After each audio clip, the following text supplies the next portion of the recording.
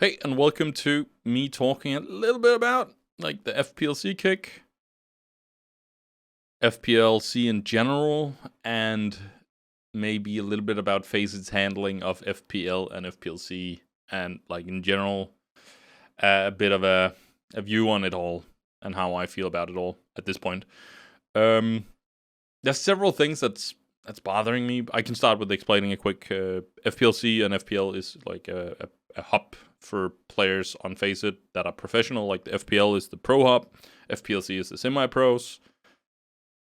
Every month, two people go from FPLC to FPL. It's supposed to be like, new upcoming. They're the cool guys. They can do whatever they plan.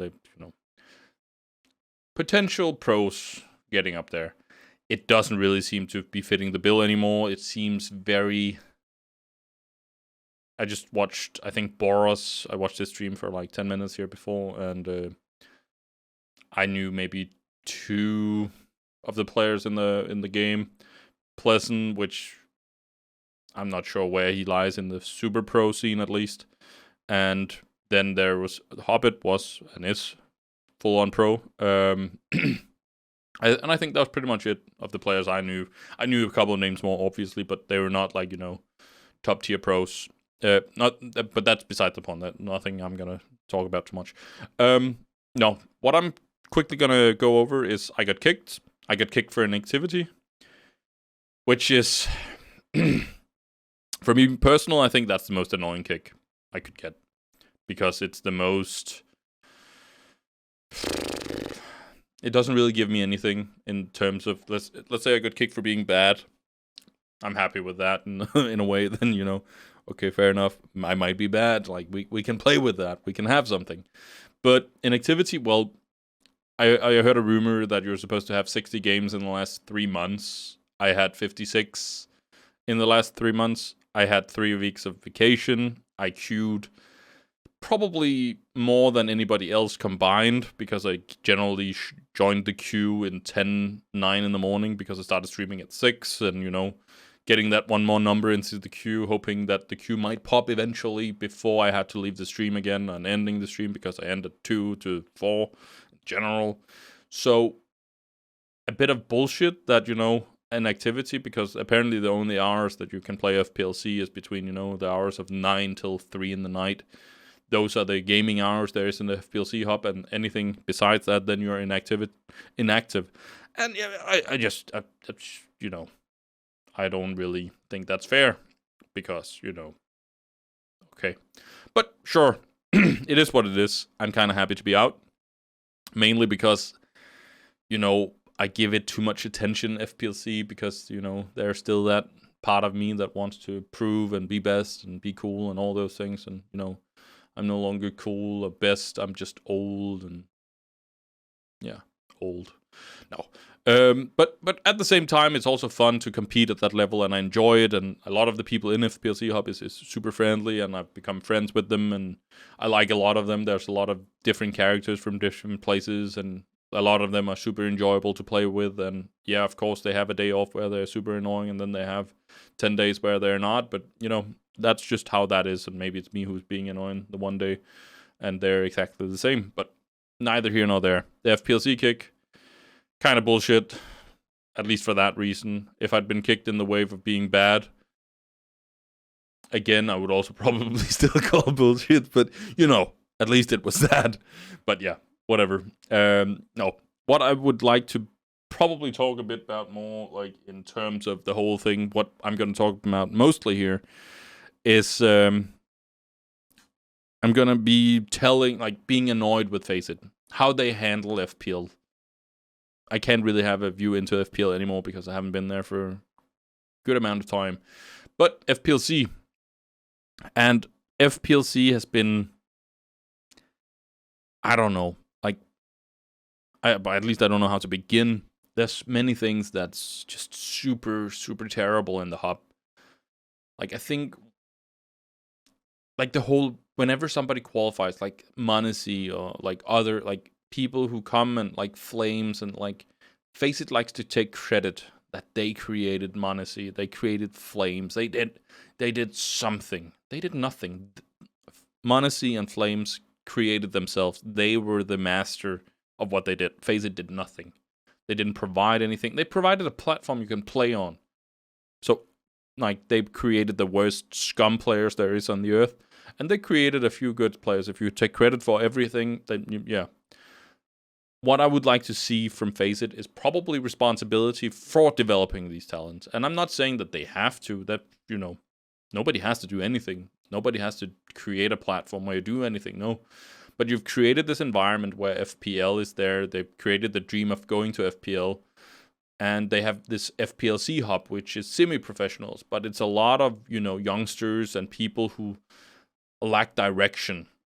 And it would be great if they took responsibility and gave these players direction. They've added a coach to FPL, to the supposedly already pro players, so a coach can help them up there. And the only reason they're doing that is because they are getting direct attention to it.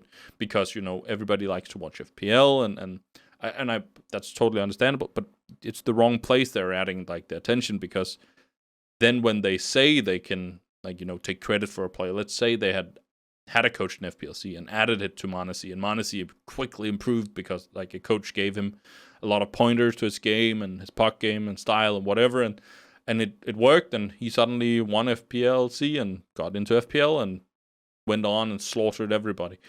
Then you can start talking about, but they're just harvesting something that it's not theirs, and it's super annoying. And, like, for example, like, I'm a huge part of the problem. I need to get used to talking a bit in the past tense. One of my problems with Fplc is definitely, like, the lack of guidance in the league or the hub. Like, minimum required. They like to kick people for being bad, They have this weird idea that, well, whoever other players call bad is bad, and that's just how that is. And they look at stats and, that KD looks a little bit low, dude. Might you need to go back to premium, son? And it's just it's a really old way of looking at it in the sense of impact and stuff like that, and, like, all those things. And again, I'm trying just fuck my own stats and my own equation. I'm out. Like, it's no longer that, but they're doing it for a while now. And I think that it's also too late. Like, the way they're looking at people, like, expecting other people to be able to, have a say in who to kick and not, and not thinking that personal relations plays a part in who they kick and not kicking. Like, I think Vak is a good example of a player who is beyond a lot of the other players in there, but he might have a personality that clashes with other people, and he might be a dick at times and stuff like that, but doesn't mean that he's bad. Does that necessarily then mean that, show him the door and, like, don't come back? We don't like. Well, maybe that's the place you add a coach, and, the coach has, this authority role, and takes a talk to him and say, like, dude, you can't keep behaving like this. You need to deal with the fact that you have teammates and all those things, and try to take the constructive path, and like, try and help develop these talents, because Vak is good, and Vak is, like, and maybe he won't listen, and then, the second time you talk to him and he doesn't do anything about it, yeah, sure, you can, like, dude, we gave you a chance, we told you ABC, come on, like, you got the manual. But just, qualifies, gets kicked a month after, plays decently, has a lot of KD, stuff like that. And yeah, I think that he clashed with other people, and they reported him because, I don't know, like, Bach can be toxic. There's no doubt. He can, like, he tryhards. He wants to win, and he gets angry if people lets him down, like. But that's not necessarily wrong. But that's just, one of the many things. For example, I think I've talked about it before, but, like, again, you have a coach, a guy, a content creator, whatever you want to call it, a guy who creates, like, probably it makes most sense if it's a coach, but a coach that goes and, like, well, we expect you guys to know these smokes, like a manual of smokes. You create whatever you want to do, a Google spreadsheet with links to YouTube videos, and, we expect you to know these smokes in general. And yeah, if you miss one, it's not like you get thrown out, but, these are the smokes you're supposed to know, and a coach should be able to give a basic manual or create a manual or whatever. And then you have a base for more like people knowing smokes, and it ends up a lot of the time it's the same people who do the smokes, because, you know, then you have people like Stevers, who's like great player in many senses, and takes that role because nobody else does, and that tilts the shit out of him a lot of the time, but he does it, and like, you know, he gets annoyed with people who doesn't know all these things, but he gets wrong at the player instead of maybe Face It, because Face It are the ones who allows this kind of environment where, you know, these are the second best players, but, you know, whatever, throw them under the bus, you know, there's not really anybody taking responsibility to develop these talents except themselves. But then if they get to FPL, you know, that's the moment they, you know, harvest the credit and say that that's there, and whoa, FPLC, go. And it's just the thing with, I don't know what they're planning to do with this new, there's some adjustments going on. People being kicked from FPL and FPLC being cleaned up. But this is like the fourth time. It's like they've done it before. It didn't change anything the first time. Probably not going to change anything the second time. It's a weird mentality that, you know, let's try the same thing over and over, and maybe eventually it works. The main thing is like, Face It is just not taking responsibility, and maybe they don't want to. Maybe they just don't give a flying fuck anymore. To be honest, I don't know. It's a weird thing that they're doing in sense of the potential they are sitting on, and not saying that it's, I don't say it suck 100% now. It's not like, it still have meaning, it still have potential, it still have things, but it could just be so much better. And it's like, you know, this criticism is just, you know, it doesn't go through their armor. They think they know what they're doing, but the admins and things in FPLC has just been so poor for so long.